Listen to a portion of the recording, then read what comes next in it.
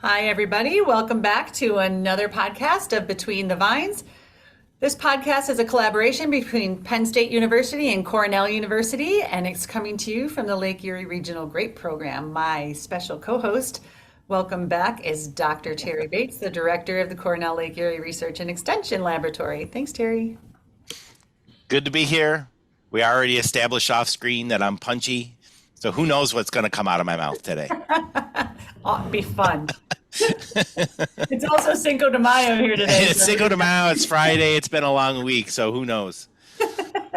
I should just tell the listeners, if they haven't been following these on a weekly basis, that Dr. Terry Bates has done decades of research in vine nutrition and our Concord industry, and we always give recommendations based off of that research, but we want to go back and actually tell you how we got there and what he did and why he didn't and what he found out and then how he built upon that. What I should have done. But before we get there, one of the incredible projects that have come out of this office, and Dr. Terry Bates was the lead on this SCRI project, which is, do you want to say what an SCRI project is? You want to talk, it's yours. I don't want to say. Oh, no. Most people have heard me talk about this before. So it's a USDA project. So USDA has a funding program called the Specialty Crop Research Initiative, and it's the program that fits us best as viticulturists. And so we had one that was called it was really about I can't remember the whole title anymore, but it was about using spatial data to measure soil, canopy, and crop characteristics in vineyards. And it became known as the Efficient Vineyard Project, which now has rolled into new projects with the Efficient Vineyard theme. And we have this amazing tool that came out of it. So the MyEV tool. I don't think that I should move forward until we actually acknowledge all the people who were on it, or at least all of the collaborators, not necessary people. So we had UC Davis on the original one, and then the follow-up one, Nick Gunner of Orbitist. We had Carnegie Mellon, Montpellier. Who am I missing? I think I'm missing someone. So there was, yes. Sorry, I'm trying to remember all the people that were on it too. It was a very large project.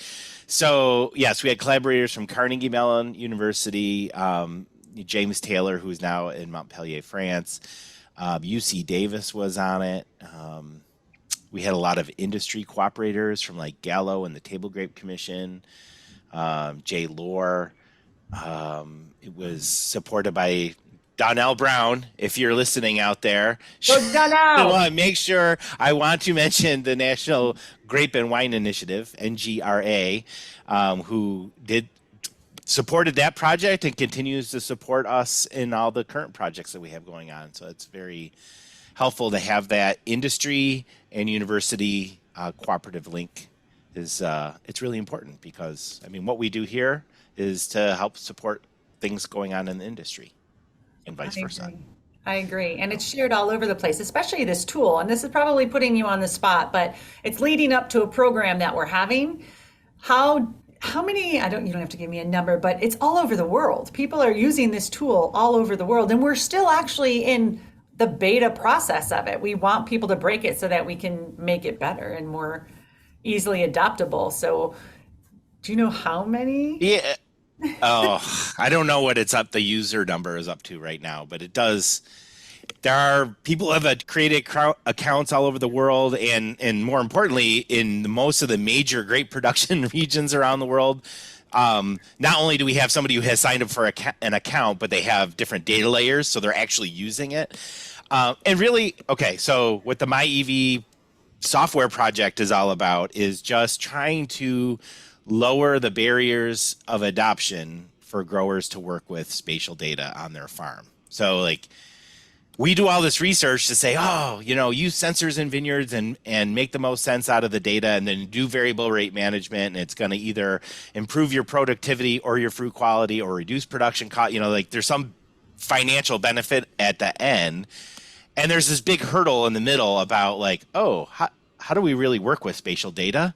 Like how, as, grower who has, 50 acres in Western New York, how do I work with that spatial data? How do I actually make sense out of the data, get information out of it, and use it? And so I said, yep, that is a big hurdle.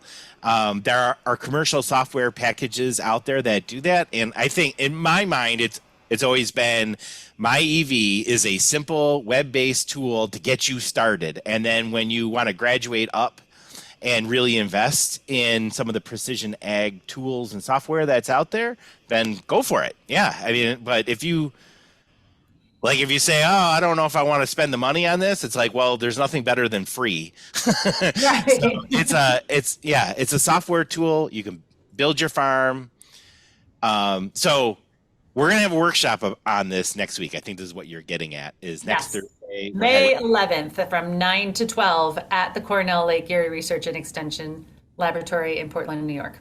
We had a workshop at the Business Enology and Viticulture program this past winter, Bev, New York, and that went over really well. And we want to do it for locally here in Western New York.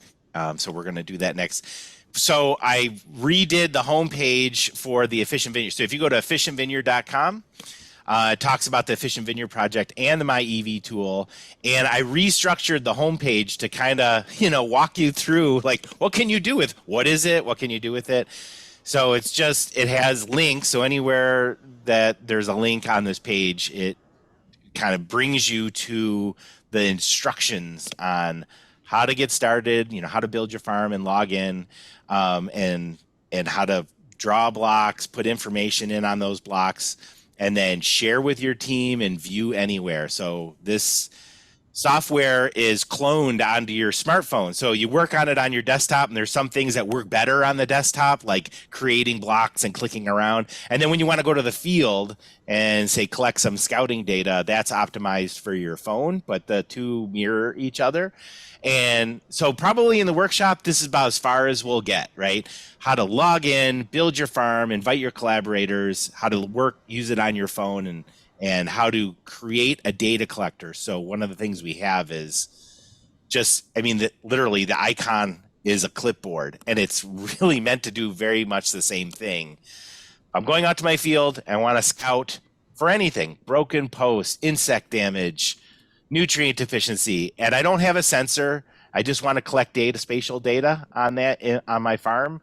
And we wanted to do it before we got into the spray season, because growers will be driving through their vineyards. Okay. And they could actually create a data collector.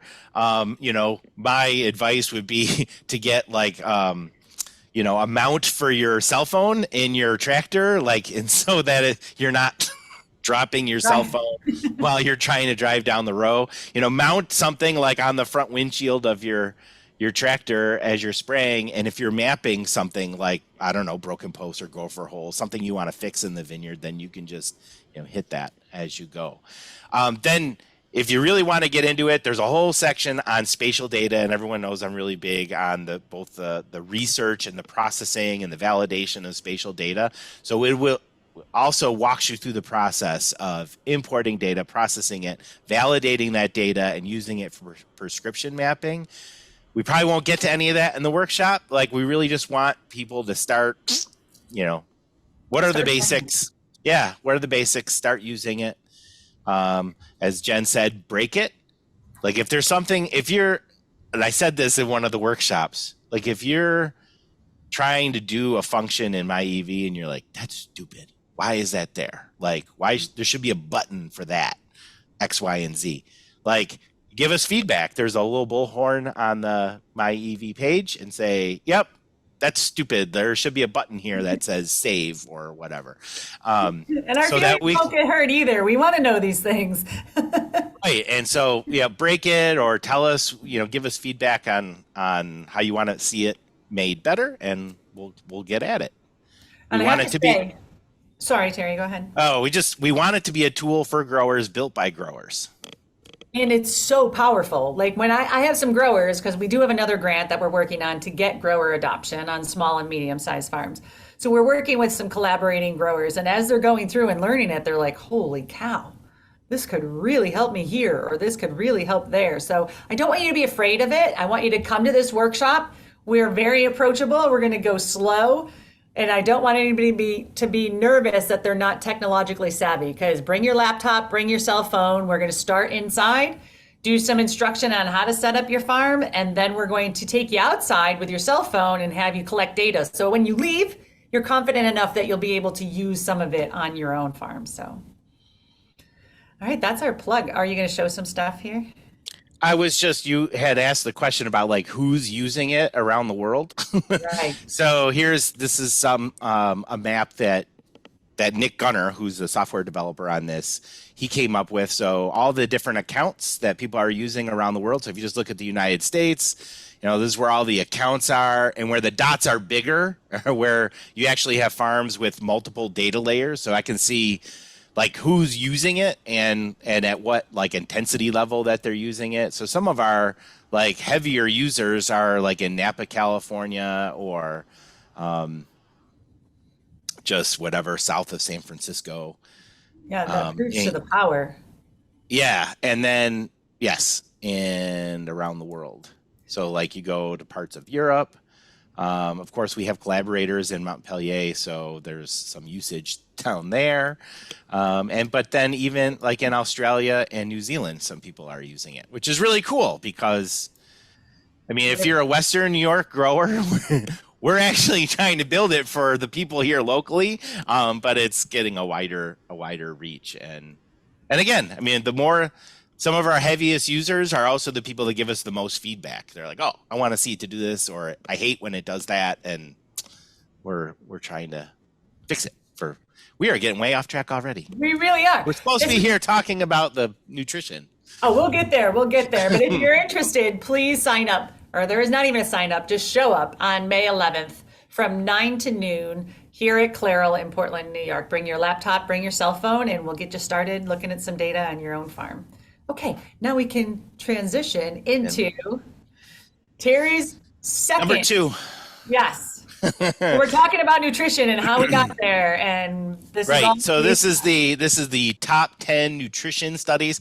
Jen and I said we're going to do a follow-up on the top 10 like pruning, mechanization, crop load management projects, but this is just new nutrition work. And last time we talked about the little dig. So we had young 3-year-old vines that we dug out. I think it was 6 or 9 times throughout the season. And we talked about that, where all the nutrients were being redistributed in the spring, and then which helped us build more new shoots and new roots to take up nutrients and water and do photosynthesis. And then so assimilation of water and nutrients, and then partitioning of water and nutrients in either to the vegetative growth or the reproductive growth, which leads to the concept of vine balance. We talked all about that in the last podcast. And the big dig, so in a nutshell, the big dig told us all the same stuff, but with more mature vines. So these were, 30 plus year old vines in Fredonia. We dug the vines up 10 times throughout the growing season. So we went from a dormant season to dormant season. Dormant, April 3rd, bud break, 10-inch shoots, bloom, plus 15 days, plus 30 days, veraison, harvest, and then dormant again. Separated the vines into all its parts, right? Fruit, leaves, shoots, 1-year-old wood, 2-year-old wood, trunks and cordons, shank, thick roots, thin roots, and prunings, and analyzed them. Carbohydrates, nitrogen, potassium, phosphorus, like all the nutrients. This was an awesome project in that the little dig was something I just did myself, just to learn. The big dig we did with mature vines, and we brought in some great researchers to add value components to the project. So Alan Laxo came in and did a lot of work on canopy development and light interception. Martin Goffinet, who did a lot of work in grapevine anatomy, did work on vascular reactivation throughout the growing season. Lei Lang Chang, who is a horticulturist on the Ithaca campus, did work with us on fertilizer nutrient uptake. So we used non-radioactive isotopes of nitrogen in fertilizer. So we could say when were the vines taking up nitrogen? Where was that nitrogen going? Who else was involved with that project? Just for the isotopes that you're talking about, because for some of our listeners out there, that's just a special kind that we use that you can actually see different from what's there. You know that it's something you added. Yeah. So most people think of when you use like isotope labeling for, the one that always comes to mind is where you use isotope of iodine to find out if you have thyroid problems. That's like radioactive material. So like you can pick up the signal with a Geiger counter. And with nitrogen, it's a non-radioactive isotope. So it's a different whatever. There's a different form of nitrogen. And you make up fertilizer with that. And then when that fertilizer gets taken up, you can analyze it and you can say how much of the nitrogen in this particular tissue comes from that fertilizer versus how much of the nitrogen has to come from some other source, like the decomposition of organic matter being taken up in the roots. Right. So we can look at stuff like fertilizer efficiency and when it's being taken up and fun stuff like that. So, which is important when we talk about our recommends and when we tell you you should apply them. Like this is all based in this research. yes. Yeah. Trying to circle back so people are making the connections between this is what you guys did and found out, and then this is how we apply it. Right. So think of it this way, like, so here's my spiel about fertilizers. So, okay, you go to the doctor. Be punchy. Yeah, no, be punchy. Say you go to the doctor, right? And you're like, hey, I'm not feeling so good. Like I'm feeling kind of logy and I'm tired all the time. And what's the doctor do? The doctor takes a blood test and measures all these things that are in your blood to try to determine or diagnose like why you may not be feeling very well. I mean, that's the same thing when we're talking about taking tissue samples in grapevines. So like whether you're taking petioles or leaves that bloom or veraison, it's like, a doctor will say, here, you need to fast for 24 hours so we can get a measurement, a true measurement of what's going on in your blood so we can diagnose what's going on. So maybe that doctor says, oh, your blood test came back and it looks like you're low in iron. And he's going to do two things. He's going to say, here is, go take some iron vitamins, or might even give you a prescription for some supplemental vitamin material that's going to give you iron. But then he's also going to say, hey, you need to increase the amount of iron that's in your diet. Eat some red meat, eat some, spinach, something that's higher in iron. Yeah, so that I'm going to give you a vitamin to fix the immediate problem, but in the long term, you need to fix your lifestyle, the way you're eating, so you can get that. I mean, this is really very similar. In this case, in the Big Dig, we are digging up the vine and we're separating into its parts and analyzing it to say, hey, what does the vine need? And then, so again, I always talk about its nutrient supply, nutrient uptake through the root system, and then nutrient demand. This is all about nutrient demand. It's about identifying what the vines need. And then we need to match, what is the diet for that vine? What is the soil supplying? And do we need to supplement that with a vitamin? But I think everyone needs to understand, this is a very important point, like it's all about your diet. It's about what you're eating on a day-to-day basis, not the vitamins you're taking, or the fertilizer you're adding. Nobody on this call, I hope, is going to try to like live their entire life by eating vitamins alone, right? Take 10 vitamins a day, and don't eat anything. Like it's not gonna work, right? Not gonna work. I love that analogy. It really brings it down to something people can grasp and understand instead of right. So the supply of nutrients and water from the soil, and what you do as a manager to improve the availability of what's already there is your diet.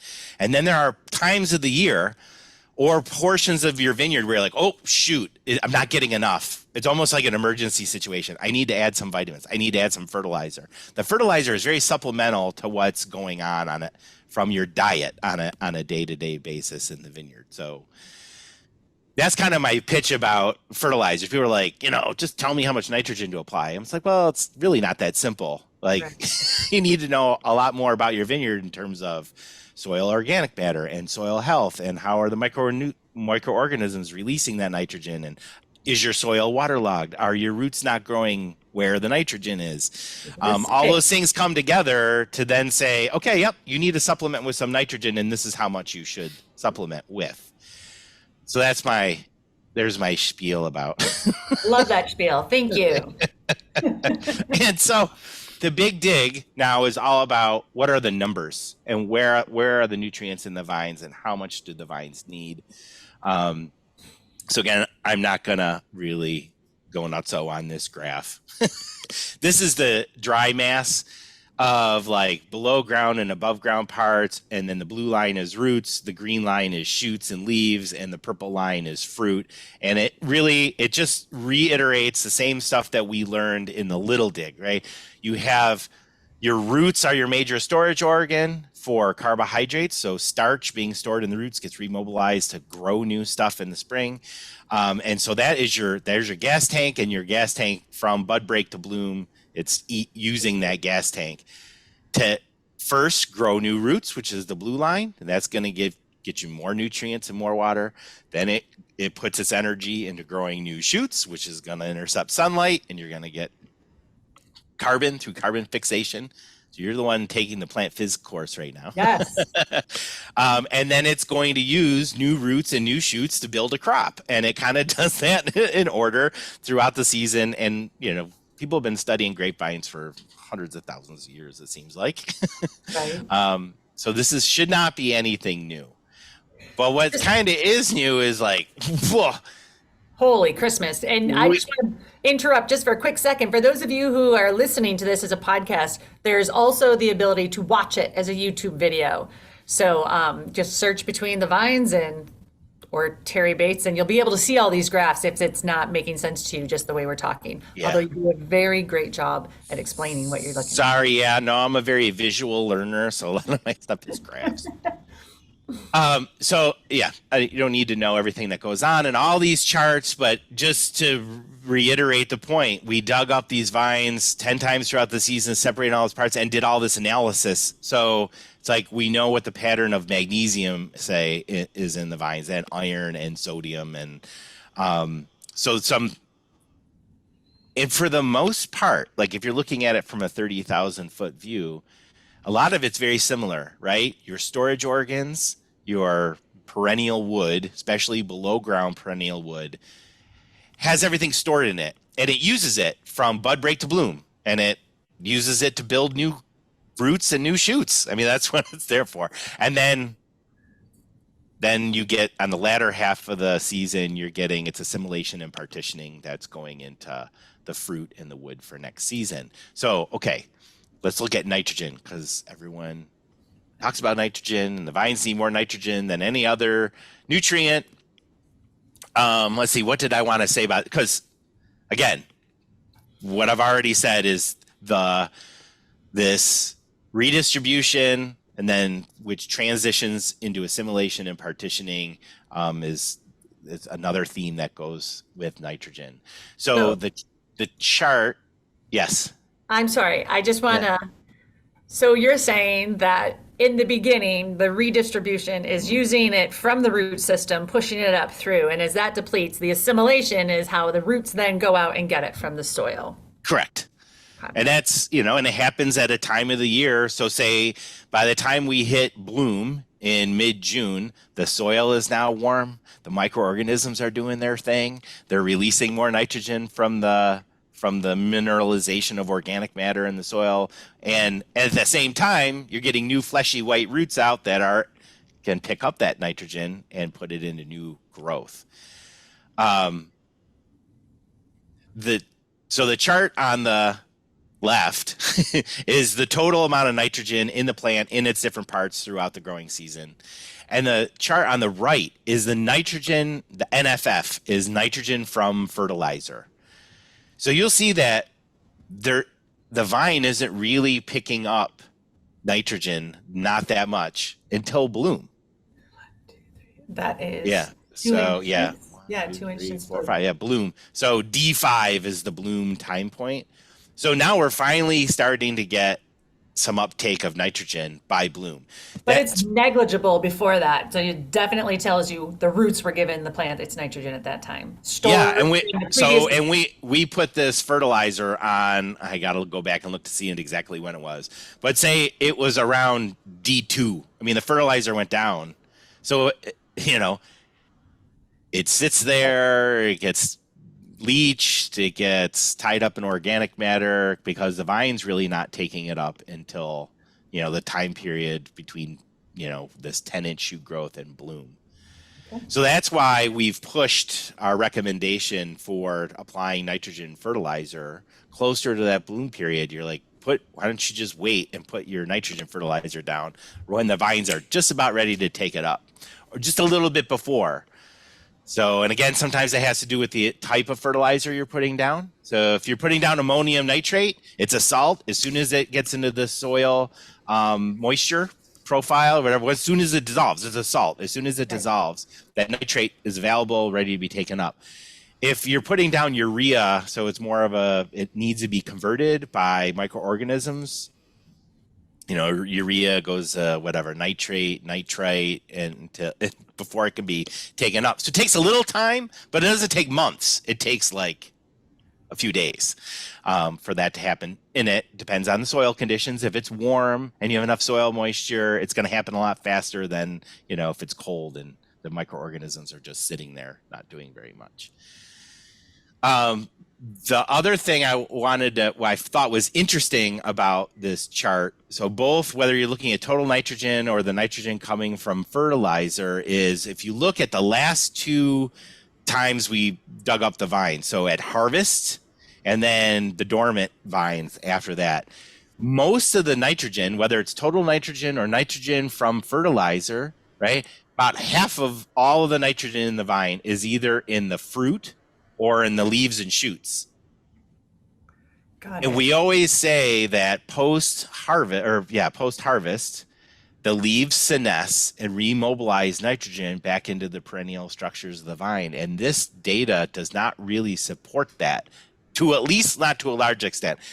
We've done some work with Lei Lang Chang on spraying nitrogen on leaves late in the season, and we can remobilize some of that nitrogen into the cane tissue. But what this data is showing is that, okay, this much nitrogen is in the fruit, and we harvest the fruit and take that away. And then another good chunk is in the leaves, and the leaves fall off, and there's not a lot getting remobilized back into the perennial structures. In our case, the leaves senesce, fall on the ground, and it probably gets back into the soil cycle, and that nitrogen will be available for next year. Marcus Keller in Washington State is actually, because in some of their Washington State vineyards, there's a lot of wind. They're putting nets around the vines, and when the leaves fall off, they're collecting those leaves and analyzing the nitrogen and other nutrients that are in those leaves just to see, where is it going? And in our case, I think most of our leaves get trapped at least at some part of your vineyard and can get, I have a question, and because I don't see it on these graphs that we're looking at, but your isotopes there from fertilizer. Oh, I guess that's yeah, that's the NFF. Yeah. So there's some math that goes on in there. So this is what Lei Lang did. You analyze it, and then you have to relate the amount of nitrogen coming from that fertilizer, and you make an estimate of what how much came from total amount of fertilizer. There's a little math that goes on there. That's all I'm saying. So the bottom graph shows the same thing as the upper two, just instead of bar charts, it's a line graph, either total nitrogen in the vine or nitrogen from fertilizer. So again, the nitrogen that came from fertilizer is nothing. Right, that's what I wanted to get at. And I know that, I'm sorry, go ahead. No, it's the same what we were just talking about. It is, if I have to go from 30 pounds per acre of nitrogen at my lowest point to 65, so it's got to come up with 35 pounds of nitrogen per acre.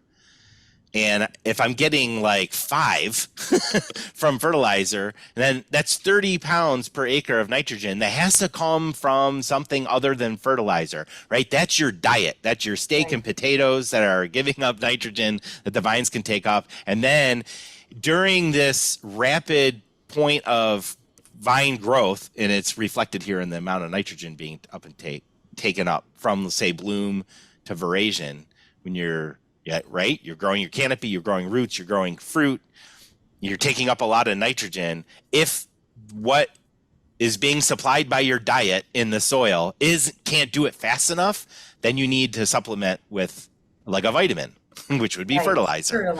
And that so to me that makes sense. And it's so you were really boosting my momentum for soil health and building soil health. So thank you. Yes. Like in theory, you could build soil health to the point where you would not need any vitamins. You would not need any fertilizer. It's a kind of a double-edged sword. The better your soil health gets, probably the larger your vine size gets. Your vine capacity goes up, so the rate at which shoots grow gets faster and greater, so the demand gets greater. So you're still kind of in this cycle, like when the vine's growing really, really fast and setting a really big crop, it might, what you're getting from soil health might not be fast enough to keep up with the vine, and you need fertilizer, right? In a natural system, you have a grapevine that's growing in the woods up a tree, and the crop load is probably not very high, right? You got a lot of leaves and not a lot of fruit, and so you don't need fertilizer. But in our, we're about as far from natural as you can get, right? We're taking grapevines out of their natural environment, growing them on a trellis in a fairly intensively managed system. So we're asking the vines to do more than what they're naturally capable of doing. So we need to add the fertilizer to help keep them running as fast as they can. We're not totally against fertilizer. We're just saying use it when you need it. When you need it. It just raises questions of how much fertilizer do you need? How much does that change with your vine health, your diet, the capacity of the vine, so how much it needs, and then like can it keep up? So you can vary your nitrogen fertilizer application based on those factors. So build up your organic matter, because that's where the nitrogen is going to come from. Yes. Okay, so this chart shows the amount of nutrients. So there's like the total amount of nutrients that the vines need, and then what I like to look at, how much nutrients they need on an annual cycle, right? So the vines start with something in their perennial tissue. They have a gas tank, and then we use up some of that gas tank, and then you refill the gas tank later in the season. So what is that annual cycle? What do they need? And this is on a pounds per acre basis. So, these mature, they were like 8 ton per acre vines. They're, and of moderate size, like they were 2 to 2.5 pound vines, 8 tons per acre. Anyways, nitrogen about 50 pounds, potassium about 50 pounds, calcium about 42 pounds per acre. So this is what the vines need. And I mean, that's why we spend so much time talking about nitrogen fertilizer. They need a lot of it, and there might be times of the year where the vine's growing so fast vegetatively, because a lot of that nitrogen is in the vegetative structure, that we need to keep up with it with fertilizer. Potassium is a very big one for Concord, and I'll show a graph here in a second about how much potassium is in the fruit. So when it comes to comparing nitrogen and potassium, nitrogen, a lot of it is tied up in the vegetative, like the leaves and the shoots, which makes a lot of sense. You need a lot of nitrogen to make chlorophyll. Chlorophyll is doing photosynthesis, Through light-dependent reactions. Exactly. And potassium, a majority, like it's lopsided towards the fruit, especially with Concord. Okay. So we can easily run into potassium deficiency. Calcium, we don't talk a lot about it. There tends to be in our fairly good organic matter, weathered soils in the Northeast, we tend to have enough calcium for uptake into the vine. I guess I've never done fertilizer work with calcium, and it's not like, I guess it's not out of the question. Um, I just haven't worked with it. So calcium is used when you're talking about like a nutrient deficiency in calcium. Calcium plays a major role in the structural components of cell wall material. Calcium pectate is like the cement that holds cell wall material together.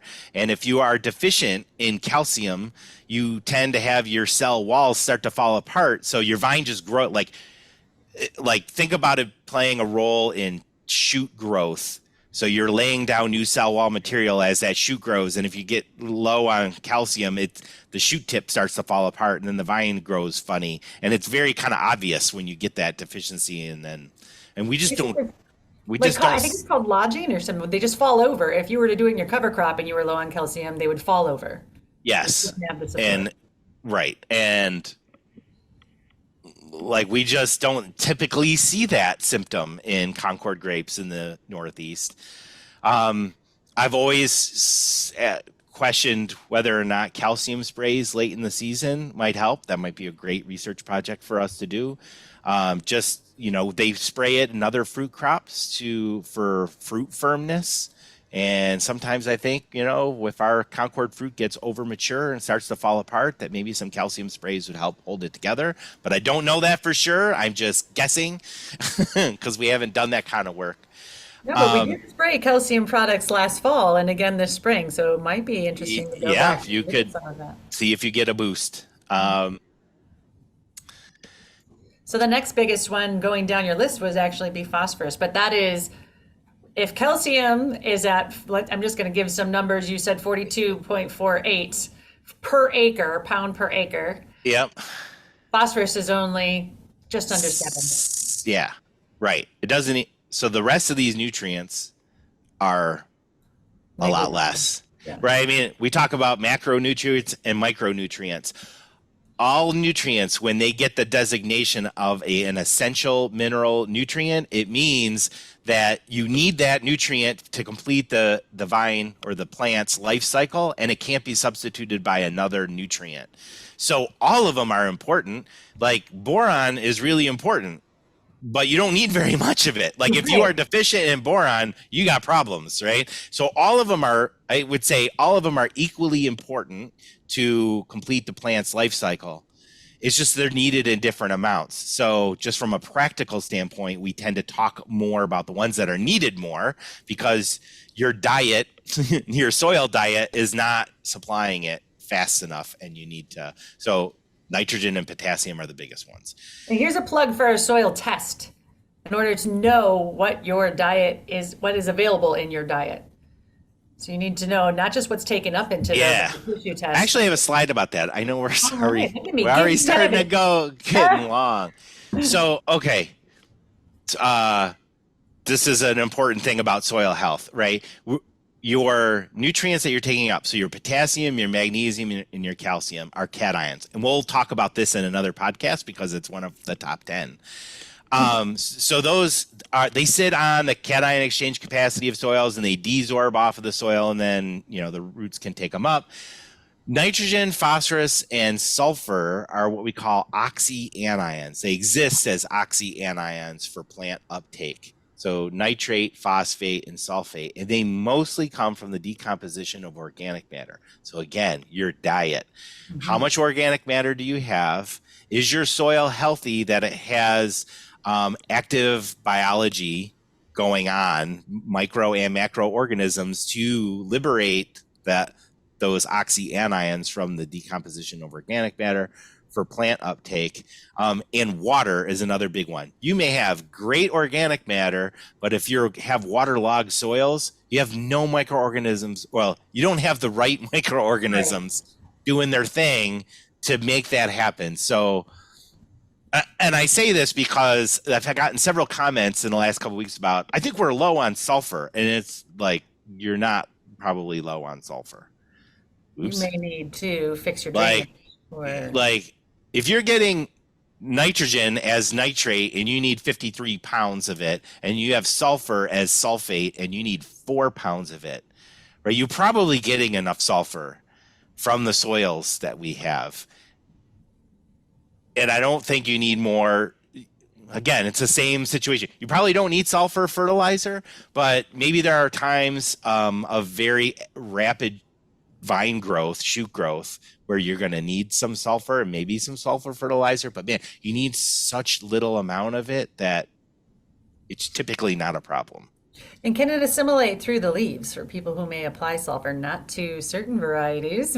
Oh yeah. I don't know if if you're growing vinifera and you're using sulfur sprays, I don't think that is in a form available to plants. Okay, let's move on. I love this book. Yes. Okay, so we do have, when it comes to whatever recommends, we have soil standard values, bloom petiole, and veraison or late summer petiole. Again, the high res vineyard nutrition project that we're on right now is taking all this into question. Like, should you take petioles or leaves and at bloom or veraison, and what's most indicative or reflective of telling you vine nutrient status? So we're kind of looking at these numbers, but this is what we have to work with. And so far it works. Like if you follow it, you're probably in pretty good shape to begin with. Can it be made better? Absolutely. And we're trying to do the research to make those numbers better. Okay, here's the situation with potassium, especially with Concord.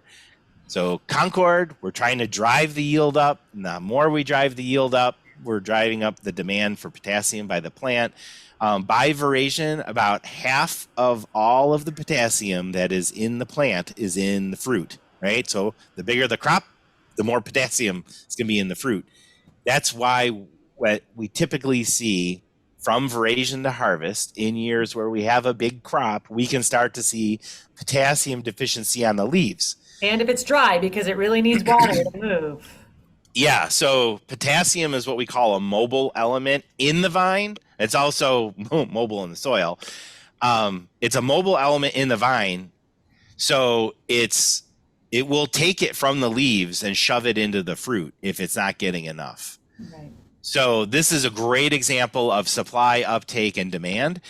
So in dry soils, potassium doesn't move very well. So if you have a very big crop, but you have a wet year, you tend not to see the potassium deficiency in the leaves, right? Because the fruit needs a lot of potassium and it's getting it from the soil because the roots are growing, there's moisture, cation exchange capacity, that whole deal, and the potassium is going up and going into the fruit, no problem. When you have a dry year and the potassium is not moving and you have a big crop, it has nowhere else to get the potassium but from the leaves. So it sucks it out of the leaves and puts it into the fruit.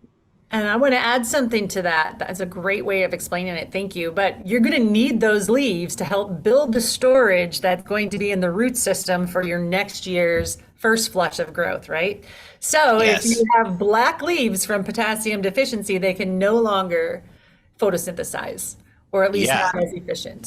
So the two most common things we see when you have late season potassium deficiency in Concord is the fruit doesn't ripen it slows down the ripening or the sugar accumulation, at least from a ripening standpoint, because it's not making sugars, right? Those leaves are black. You've reduced the amount of sugar that's being made, so it can't be pumped into the fruit. So it takes forever for that stuff to get ripe. And probably more importantly, your vine size goes in the tank. Like your vine size drop. I always say this all the time. Nothing drops vine size faster than potassium deficiency, especially if it's a crop-induced potassium deficiency. You make a 3-pound vine into a 1-pound vine like that. Maybe we should irrigate Concord now everybody's running for the hills. Yeah, so I mean that is what. Yes, and I guess you have to do the economic risk assessment of that. You can irrigate to increase soil moisture, increase availability of potassium so you don't run into that problem. Or the other way that we get around that is we just, from a perennial standpoint, you pump up the vines with potassium. So maintenance doses of potash or corrective doses when you have deficiencies so that you get, I think, what is it, 2% in the bloom time? I think it's 2%. Like you want to have 2% potassium in your bloom time petiole samples. And if you don't, you should get it there because that will help. If you get the vine pumped up with potassium, essentially, you might be able to weather the storm of a dry soil and a big crop. So it'll suck the potassium out and put it into the fruit, but it might not get to the point where you get black leaf if you're kind of ahead of the game. I'm sorry, this is that one thing where because of our production system in Concord juice, where you are going for quantity and as much as you can, this is where we do tell you to take some supplements. Yes. Okay, so here's a table that we made up based on this big dig data, and we estimated how much potassium was being taken out by the crop at different cropping levels. So at 8 tons per acre, so this is the amount of nutrients removed, pounds per acre, in the fruit. So an 8-ton per acre crop is taking out 24 pounds per acre of potassium. And it's going to the plant, like going to the processing plant. Right. You have 10 tons per acre. Yeah, if you have 10 tons per acre, that moves up to 30 pounds per acre of potassium. So if you're growing, I don't know if this translates to, if you're growing Pinot Noir at 2 tons per acre, you don't need a lot of potassium. But if you're growing Concord at 9 tons per acre, you need a lot of potassium. Right. And that's why it's such a critical thing from a nutrient management standpoint in Concord. Make sense? It does. And this has all been really great. I love that we're going over this step by step, and I'm really interested to hear what our audience thinks as well. So please feel free to leave comments below if you're watching it on YouTube. This is not the end. I'm just letting you know that we want to hear whether this is helping you, which in my mind, I think that it is. But okay, so you brought this up before, and I'm like, oh, good, I have a slide about it. It's about the nutrients. So this is both supply and demand now. We're kind of starting to mix our conversation together.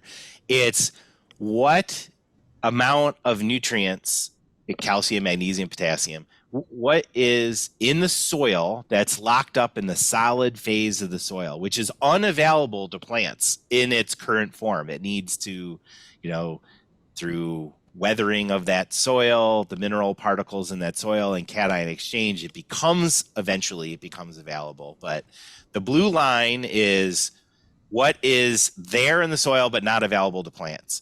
The orangey line is what is available to the plants. And that's what you get off of a soils test. So when you take a soil sample, you send it in for analysis, it comes back and says, oh, okay, you have whatever, X number of pounds of nitrogen available or potassium available. That's what is available to the plant. And then the green line is what we analyzed by the big dig, what got taken up into the entire vine. And the portion of that which goes into the fruit is in the purple. So this is the curveball. that's a great visual. Yeah, it gets better. This is the curveball. For those of scientists that are out there, this is a log scale. So it's 1, 10, 100, right? It's not linear. It's not 1, 2, 3, 4, 5, 6, 7, 8, 9, 10, right? It's these bars. So let me put it on a linear scale for you. Oh my goodness. So what is there in the soil, in a soil reserve, right? Like it's your diet that you haven't yet eaten. Right? Waiting for you. It is waiting for you. So when it takes the action of weathering of microorganisms in your soil to make it in a form that's unavailable to plants to a form that's available to plants. And what you need, so the reservoir that's there is huge. What you actually need to make it available is like so small. Even though it's huge to the plant, it's so small to what's available on the buffet. Right. So this is the comment that I get sometimes is about, I'm depleting my soil of X, Y, or Z. And you're like, you're not really. It might be in a form that's unavailable to the plant, and it needs weathering and it needs action of microorganisms to actually make it available. But just to say, oh, I've depleted my soil of everything, it's like that's not true. Right. We have a lot of hunters out there, and I think this will resonate with hunters. If you put a mineral rock out in your whatever where you go deer hunting, and the deer comes up and it licks the block, it tastes salty. You know, that's why the deer like it. And the deer comes back the next day and it licks the rock again. It's still salty. Like, you're not depleting the reservoir of minerals that are, it's that, you know, whatever, the deer's saliva is doing cation exchange, right? It's taking the nutrients or the salt particles that are exchangeable on the surface of that rock, and they're tasting it. And then they come back the next day and it's, you know, what's locked up in the mineral form of that rock is essentially unavailable. You know, then you get new ions on the surface. So it's salty again. And it just keeps doing that. It's like it comes back in a year and it licks the rock. The rock's still there. It's still salty. It's the same thing with our soils, right? There's potassium in the clay particles of our soil. It's in the lattice of the clay particles. And as those clay particles break down and weather and split, right, those potassium ions become available as part of the cation exchange. So it then becomes available to the plant. And like next year, it's the reservoir that's there is so huge. That blue bar is so big. It's there. It takes time for it to break down and become available to the plant. I can hear some of our growers saying, so we don't have to put potassium on anymore then, because there's enough of it in the soil. No, okay, that's a subject for another podcast on cation exchange and base saturation, and it's about the balance of calcium, magnesium, and potassium on the cation exchange sites. But to say that it's like the potassium that's in the lattice of the clay particles has somehow been depleted is not correct. Got it. It just needs to. You just need to figure out how to weather it so it's available for the plant. So that it's there, yes. Oh, that's cool. Well, you guys have a lot of podcasts to look forward to. This is my last slide. So, and it's just reiterating what I've already said, right? Stuff to make nutrients available in your diet, right? From that's being liberated by the soil and organic matter is, I think, from a management standpoint, what we need to be spending 80% of our time, effort, and money on, right? Soil pH amendments, putting down, like, nobody puts down, well, not nobody. It used to be a common practice for us to put manure in vineyards, and that's gone to the wayside. So, like, stuff like that, building organic matter through cover cropping, water management, you know, drainage when there's too much water, or I should say irrigation, or some kind of floor management that conserves soil moisture. That sometimes can be your best fertilizer. We should be spending most of our time doing that. Like, all your effort should be in your diet, right? Making your diet healthy. And then the plants can do their thing. And then when you need that extra boost of vitamins, right? That's your fertilizer that you're putting down at particular times of the year to keep up with the intensive management of the grapevines that we have. And just to reiterate when that important time of the year is, we always recommend that it's 2 weeks before bloom up to 4 weeks after. During that rapid shoot growth is when it switches over from its reserves to assimilation or pulling it out of the soil.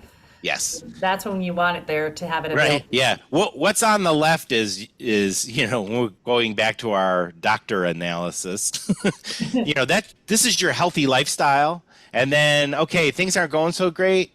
The good thing is we have soil and tissue values to go against. So things aren't going so great, or I see that there's weak growth in this part of the vineyard, or I'm seeing some nutrient deficiency in my leaves. I can sample that tissue, I can have it analyzed, and then and then we can prescribe the right vitamin that's going to solve your problem in the short term, and then give you a recommendation on maybe you should be doing X, Y, or Z in terms of soil management to solve your problem long term. It's very similar to the whole doctor thing. Oh, what medicine can I give you right now to fix your problem? But hey, buddy, let's change your lifestyle a little bit to make sure that doesn't happen again.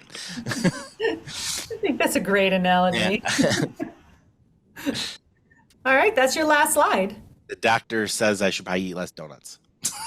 No, it's coffee pot season. Eat more grapes and apples. Yeah, okay. I think that was my last slide for now. And next time we'll talk about number 3, which I think is the West Tier experiment. Top 10, number 3. I always hear questions about what's ever happened with the West Tier? What's ever happening with the West Tier? Oh my gosh. So I can't wait. Well, thank you for joining us. Thank you, listeners, for hanging in there with us, and I hope that you found this useful. Please leave comments below. We are definitely doing this series with Dr. Terry Bates, but if there are other things that crop up and you need more information on it, please put those comments below or send me an email that you need more information, and we can address them in crop updates or newsletters, or maybe bring on another special guest who may have some information for you. But in the meantime, thank you, Dr. Terry Bates, for joining us and for all of your knowledge, and we'll see you all next week.